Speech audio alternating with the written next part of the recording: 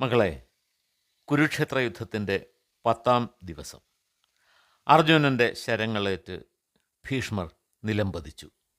പാണ്ഡവ മഹാരഥന്മാർ പ്രയോഗിച്ച അസ്ത്രങ്ങൾ ശരീരത്തിൽ തറച്ചു നിന്നതിനാൽ ഒരു ശരശയ്യയിൽ ഭൂമിയിൽ സ്പർശിക്കാതെ കിടക്കുകയായിരുന്നു സ്വച്ഛന്ത മൃത്യുവായ ഭീഷ്മർ. സൂര്യൻ്റെ ദക്ഷിണായനകാലം മരണം വരിക്കുവാൻ ശുഭകരമല്ല എന്ന് കണ്ട് സൂര്യൻ ഉത്തരായനത്തിൽ പ്രവേശിക്കുവാൻ അദ്ദേഹം കാത്തിരുന്നു. ഉത്തരായനവും ദക്ഷിണായനവും സൂര്യൻ്റെ സഞ്ചാര പാതകളാണ്. അയനം എന്ന വാക്കിന് വഴി, യാത്ര എന്നൊക്കെ അർത്ഥമുണ്ട്. ശ്രീരാമൻ്റെ അയനം എന്നതാണ് രാമായണം കൊണ്ട് ഉദ്ദേശിക്കുന്നത്.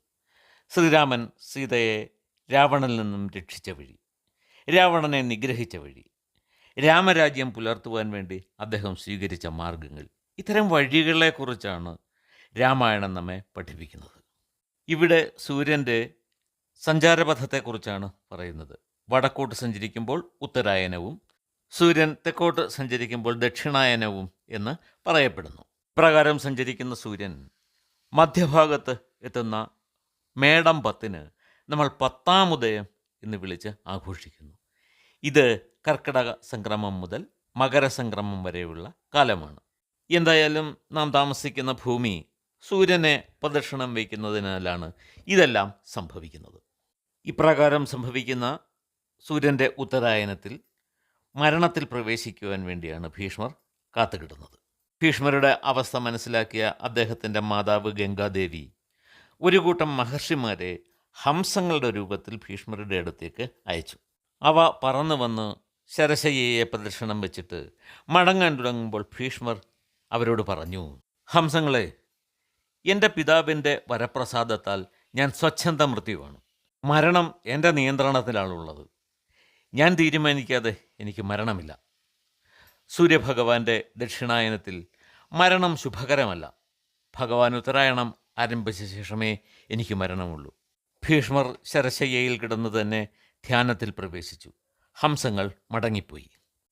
സഞ്ജയൻ പറഞ്ഞു, മഹാരാജാവേ, പാണ്ഡവരുടെ ശിബിരത്തിൽ വിജയാഘോഷമായിരുന്നു. ആഹ്ലാദത്തിൻ്റെ ശംഖുലി അവിടെ മുഴങ്ങി കേൾക്കാം.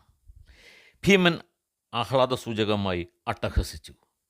ചിലർ മാത്രം ക്ഷത്രിയധർമ്മത്തെ അപലപിച്ചു. എന്നാൽ കൗരവർ എല്ലാവരും ദുഃഖിതരായിരുന്നു. ഭീഷ്മരുടെ വീഴ്ചയിൽ അവർ പൊട്ടിക്കരഞ്ഞു. യുദ്ധത്തിൽ എല്ലാവർക്കും ഉത്സാഹം നഷ്ടപ്പെട്ടുപോയി. ദ്രോണരും കൃപരും വിദുരരും മറ്റു പലരും കൗരവരുടെ ഭാവിയെ ഓർത്ത് ആശങ്കാകുലരായി. അവരുടെ നാശം ഇനി അതിവിദൂരമല്ലെന്ന് എല്ലാവരും ഊഹിച്ചു. നിരാശനായ ധൃതരാഷ്ട്രർ ചോദിച്ചു, സഞ്ജയ, പിതാവിൻ്റെ അവസ്ഥ ഇങ്ങനെയായിട്ടും പൊട്ടിത്തകരാത്ത എൻ്റെ ഹൃദയം കഠിനമാണ്. ഭീഷ്മരുടെ പതനത്തിന് ശേഷം എന്തെല്ലാം സംഭവിച്ചെന്ന് വ്യക്തമായി പറയൂ. സഞ്ജയൻ പറഞ്ഞു, രാജാവേ, ഭീഷ്മർ വീണതോടെ കൗരവർ ദുഃഖത്തിലായി. പാണ്ഡവർ ആഹ്ലാദിക്കുകയായിരുന്നു. ഈ സമയത്ത് ദുശാസനൻ കൗരവപാളയത്തിലേക്ക് കരഞ്ഞുകൊണ്ട് പാഞ്ഞെത്തി. ആ ദുഃഖവാർത്ത വീണ്ടും കേട്ടപ്പോൾ ദ്രോണർ മോഹാലസ്യപ്പെട്ടു. കുറച്ചു നേരത്തിന് ശേഷം ബോധം വീണ്ടെടുത്ത് അദ്ദേഹം യുദ്ധം അവസാനിപ്പിക്കാൻ ആവശ്യപ്പെട്ടു. അപ്പോൾ രാത്രി കുറേ ആയിരുന്നു. കൗരവർ യുദ്ധം നിർത്തി മടങ്ങുവാൻ തുടങ്ങി. ഇത് കണ്ട് പാണ്ഡവർ അശ്വസൈന്യത്തെ മടക്കി അയച്ചു. പോർച്ചട്ട അഴിച്ച് ആയുധങ്ങൾ താഴെ വെച്ച് രാജാക്കന്മാരെല്ലാം ഭീഷ്മരുടെ ചുറ്റും കൂടി. ജനങ്ങൾ കൂടിയതെറിഞ്ഞ് ഭീഷ്മർ സാവധാനം കണ്ണു തുറന്നു. എല്ലാവരും അദ്ദേഹത്തെ നമസ്കരിച്ചു. അവരെയെല്ലാം നോക്കിയിട്ട് ഭീഷ്മർ സംസാരിച്ചു. ഭാഗ്യവാന്മാരായ രാജാക്കന്മാരെ, നിങ്ങൾക്ക് സ്വാഗതം. ഈ അവസരത്തിൽ എല്ലാവരെയും കാണാൻ കഴിഞ്ഞതിൽ സന്തോഷമുണ്ട്. ഭീഷ്മർ അല്പനേരം നിശബ്ദനായി കിടന്നു. എന്നിട്ട് പറഞ്ഞു, എൻ്റെ തല ഒന്ന് ഉയർത്തി വയ്ക്കണം. അതിനുചിതമായ ഒരു തലയിണ കൊണ്ടുവരൂ. അത് കേട്ടപ്പോൾ രാജാക്കന്മാർ പോയി വില കൂടിയ പട്ടുതലയിണകളും ചിത്രത്തുന്നലുകളുള്ള ധാരാളം തലയിണകളും കൊണ്ടുവന്നു. പക്ഷേ ഭീഷ്മർക്കതൊന്നും ഇഷ്ടമായില്ല. അദ്ദേഹം പറഞ്ഞു, രാജാക്കന്മാരെ, എൻ്റെ ഈ ശയ്യയ്ക്ക് ഇതൊന്നും യോജിച്ചതല്ല. അദ്ദേഹം അർജുനനെ നോക്കി പറഞ്ഞു, വിജയ, എൻ്റെ തല താഴേക്ക് തൂങ്ങിക്കിടക്കുന്നു. നീ ക്ഷത്രിയധർമ്മം അറിയുന്നവനല്ലേ? നിൻ്റെ നൈപുണ്യം ഉപയോഗിച്ച് എൻ്റെ ശരശയ്യയ്ക്ക് അനുയോജ്യമായ ഒരു തലയിണ കൊണ്ടുവരൂ. പാർത്ഥൻ ഭീഷ്മരുടെ അനുവാദം വാങ്ങിക്കൊണ്ട് ഗാന്ധീവം കയ്യിലെടുത്ത് മന്ത്രം ജപിച്ച് 3 ശരങ്ങൾ തൊടുത്തുവിട്ടു. അവ ഭൂമിയിൽ തറച്ചു നിന്ന് ഭീഷ്മരുടെ തല താങ്ങി നിർത്തി. ഭീഷ്മർ അർജുനനെ പ്രശംസിച്ചുകൊണ്ട് പറഞ്ഞു, പാണ്ഡവ, ക്ഷത്രിയോചിതമായി നീ പ്രവർത്തിച്ചു. ഒരു ശരശയ്യയിൽ കിടക്കുന്ന ക്ഷത്രിയന് ഉചിതമായത് ഈ തലേണ തന്നെയാണ്. നീ അത് ചെയ്തില്ലായിരുന്നുവെങ്കിൽ നിന്നെ ഞാൻ പരിഹസിക്കുകയോ ശപിക്കുകയോ ചെയ്യുമായിരുന്നു. ചുറ്റും നിന്ന രാജാക്കന്മാരോടായി ഭീഷ്മർ പറഞ്ഞു, മഹാരഥന്മാരെ, സൂര്യൻ ഉത്തരായണത്തിലേക്ക് പ്രവേശിക്കും വരെ ഞാനിവിടെ ഉണ്ടാകും. ആ സമയത്ത് എത്തിയാൽ എൻ്റെ പരലോകയാത്ര നിങ്ങൾക്ക് കാണാം. ഇവിടെ കിടന്നുകൊണ്ട് ഞാൻ സൂര്യനെ ഉപാസിക്കും. ഇപ്പോഴും ഒന്നേ എനിക്ക് പറയുവാനുള്ളൂ, നിങ്ങൾ വൈരമെല്ലാം ഉപേക്ഷിച്ച് യുദ്ധം അവസാനിപ്പിക്കണം. ഇതെൻ്റെ അപേക്ഷയാണ്. ഭീഷ്മരുടെ ശരീരത്തിൽ തറച്ചിരുന്ന വസ്ത്രങ്ങളെല്ലാം നീക്കം ചെയ്ത് ചികിത്സിക്കുവാനായി വൈദ്യന്മാർ എത്തി.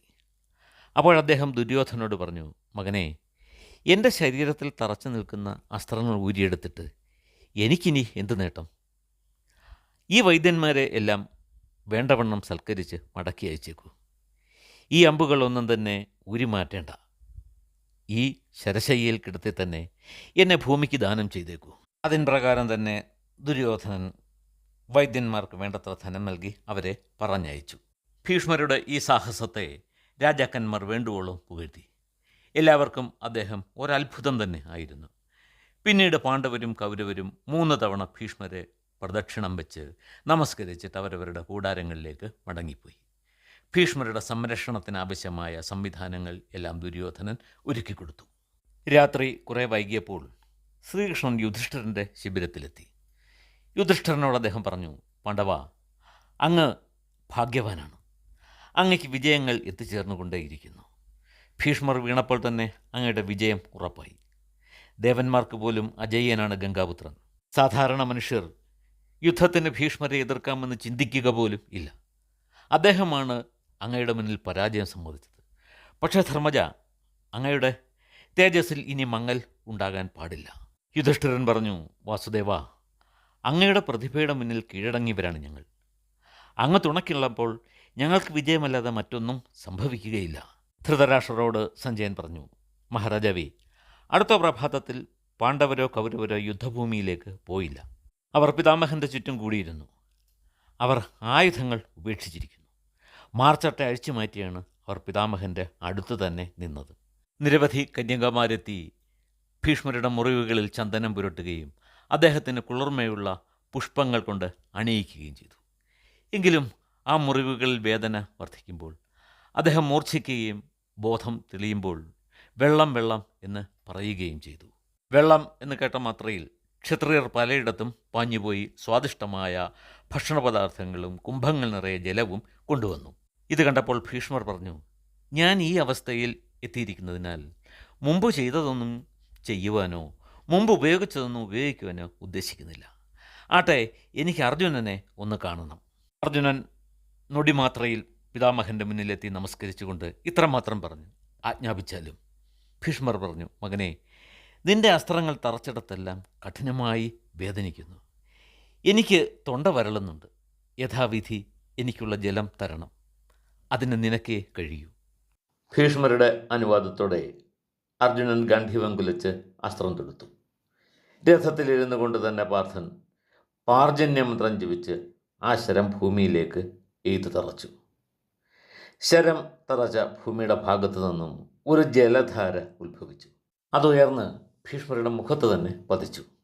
കൂടി നിന്നവർ ഇത് കണ്ട് അത്ഭുതപ്പെട്ട് ശംഖും വാദ്യങ്ങളും മുഴക്കി. പാർജന്യം എന്ന വാക്കിന് കാർമേഘം എന്നാണ് അർത്ഥം. അർജുനൻ്റെ ഈ പ്രവൃത്തി കണ്ടപ്പോൾ ഭീഷ്മർ പറഞ്ഞു, പാർത്ഥ, ഇത് നിന്നെക്കൊണ്ടേ കഴിയുകയുള്ളൂ എന്ന് എനിക്കറിയാം. അതിൽ ആശ്ചര്യപ്പെടുവാൻ ഒന്നുമില്ല. നീ മുൻജന്മത്തിൽ നരൻ എന്ന മഹർഷിയായിരുന്നെന്നും ദേവന്മാർക്ക് പോലും സാധിക്കാത്ത കാര്യങ്ങൾ നീ നടപ്പിലാക്കുമെന്നും നാരദ മഹർഷി എന്നോട് പറഞ്ഞിട്ടുണ്ട്. മകനെ, ഈ യുദ്ധം ഒഴിവാക്കുവാൻ നാരദൻ, ശ്രീകൃഷ്ണൻ, പരശുരാമൻ, വിതുരർ, സഞ്ജയൻ എന്നിവർക്കൊപ്പം ഞാനുമൊക്കെ ധാരാളം ശ്രമങ്ങൾ നടത്തി. പക്ഷേ കപടബുദ്ധിയായ ദുര്യോധനന് ആരെയും വിശ്വാസമില്ലായിരുന്നു. ഭീമസേനൻ്റെ വൈഭവം അവൻ യുദ്ധഭൂമിയിൽ അനുഭവിക്കാനിരിക്കുന്നതേയുള്ളൂ. ഭീഷ്മരുടെ വാക്കുകൾ ദുര്യോധനൻ കേൾക്കുന്നുണ്ടായിരുന്നു. അയാൾക്ക് ദുഃഖവും ക്രോധവും തോന്നി. ഭീഷ്മർ ദുര്യോധനെ നോക്കി പറഞ്ഞു, രാജാവേ, ക്രോധം ഉപേക്ഷിക്കുക. അർജുനൻ എൻ്റെ ദാഹം പരിഹരിച്ചത് കണ്ടില്ലേ? ഈ ലോകത്ത് മറ്റൊരാൾക്കും ഇതിന് കഴിയില്ല. ദിവ്യമായ ധാരാളം വസ്ത്രങ്ങൾ അർജുനൻ്റെ പക്കലുണ്ട്. മൂന്നാമത് ഒരാൾക്കും ഇതൊന്നും അറിയില്ല. ശ്രീകൃഷ്ണൻ്റെ ഭഗവാന്റെ പിന്തുണ കൂടിയുള്ള പ്രാർത്ഥനയെ യുദ്ധത്തിൽ ജയിക്കുവാൻ നിങ്ങൾക്കാവില്ല. നീ ഇപ്പോഴും വൈകിട്ടില്ല. പാണ്ഡവരുമായി സന്ധി ചെയ്യൂ, യുദ്ധം അവസാനിപ്പിക്കൂ, ഇന്ദ്രപ്രസ്ഥം യുധിഷ്ഠിരന് കൊടുക്കൂ. ലോകമാകെ സന്തോഷവും സമാധാനവും പുലരട്ടെ. അതിനുശേഷം ഭീഷ്മർ മൗനമായ ധ്യാനത്തിൽ പ്രവേശിച്ചു. അതിനുശേഷം അവിടെ ഉണ്ടായിരുന്ന രാജാക്കന്മാരെല്ലാം അവരവരുടെ ശിബിരങ്ങളിലേക്ക് മടങ്ങിപ്പോയി. മരണാസന്നനായ ഒരു രോഗിക്ക് മരുന്നെന്നതുപോലെ ഭീഷ്മരുടെ വാക്കുകൾ ദുര്യോധനന് ഇഷ്ടമായില്ല. എല്ലാവരും പോയി കഴിഞ്ഞപ്പോൾ കർണൻ ധൃതിയിൽ ഭീഷ്മരുടെ സമീപമെത്തി കണ്ണുനീരൊഴുക്കിക്കൊണ്ട് പറഞ്ഞു, മഹാത്മാവേ, രാധേയനായ കർണൻ അങ്ങയെ വണങ്ങുന്നു. വളരെയേറെ ബുദ്ധിമുട്ടി കണ്ണുകൾ തുറന്ന് ഭീഷ്മർ കർണനെ നോക്കി. അദ്ദേഹം ഒരു കൈകൊണ്ട് വളരെ ബന്ധപ്പെട്ട് കർണനെ തന്നിലേക്ക് വലിച്ചെടുപ്പിച്ച് ആലിംഗനം ചെയ്തു. വരൂ വരൂ എൻ്റെ എതിരാളി, നിനക്കെപ്പോഴും എന്നോട് മത്സരമായിരുന്നു. നീ വന്നില്ലായിരുന്നുവെങ്കിൽ നിനക്കൊരിക്കലും നന്മ ഉണ്ടാകുമായിരുന്നില്ല. മകനെ, നീ രാധേയനല്ല, കൗന്ദയനാണ്. അതിരഥനല്ല നിന്റെ പിതാവ്, അത് സൂര്യദേവനാണ്. വ്യാസനും നാരദനും പറഞ്ഞ് ഞാൻ കേട്ടിട്ടുണ്ട്. നിന്നോട് എനിക്ക് യാതൊരു വിരോധവുമില്ല. ആവശ്യമില്ലാതെ നീ പാണ്ഡവരെ പഴിക്കുമ്പോൾ നിന്നെ പിന്തിരിപ്പിക്കുവാൻ ഞാൻ ചില കൊള്ളിവാക്കുകൾ പറഞ്ഞിരുന്നു. കൗന്ദയ, നീ സർവ ഗുണസമ്പന്നനാണ്. ജ്ഞാനത്തിൽ നീ ശ്രീകൃഷ്ണനും അർജുനനും തുല്യനാണ്. മകനെ, നീ എനിക്ക് വേണ്ടി എന്തെങ്കിലും ചെയ്യാൻ ആഗ്രഹിക്കുന്നുവെങ്കിൽ പാണ്ഡവർക്കൊപ്പം ചേരൂ. കർണൻ പറഞ്ഞു, പിതാമഹ, എനിക്ക് പാണ്ഡവർ സഹോദരന്മാരാണ്. പക്ഷേ ഞാൻ ഇന്നോളം ഭക്ഷിച്ചത് ദുര്യോധനൻ്റെ ഐശ്വര്യമാണ്.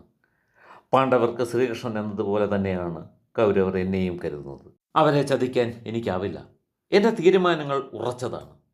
ഭീഷ്മർ പറഞ്ഞു, ഈ കുലവൈര്യം അവസാനിക്കുന്നില്ലെങ്കിൽ യുദ്ധം തുടരട്ടെ. ക്രോധവും ഈർഷയും ഉപേക്ഷിച്ച് നീ നീതിപൂർവം പോരാടുക. കാരണം ശാന്തി ലഭിക്കുവാൻ വേണ്ടി ഞാൻ വളരെയേറെ പരിശ്രമിച്ചു, പക്ഷേ ഫലമുണ്ടായില്ല. സഞ്ജയൻ പറഞ്ഞു, രാജാവേ, ഭീഷ്മർ പറഞ്ഞത് കേട്ടിട്ട് അദ്ദേഹത്തെ പ്രണമിച്ച് കർണൻ തേരിൽ കയറി ദുര്യോധനൻ്റെ അടുത്തേക്ക് പോയി. ഇതോടുകൂടി ഭീഷ്മപർവം സമാപിക്കുകയാണ്. അടുത്ത പർവ്വമായ ദ്രോണപർവം മുതൽ നമുക്ക് അടുത്ത ദിവസം കേട്ടു തുടങ്ങാം.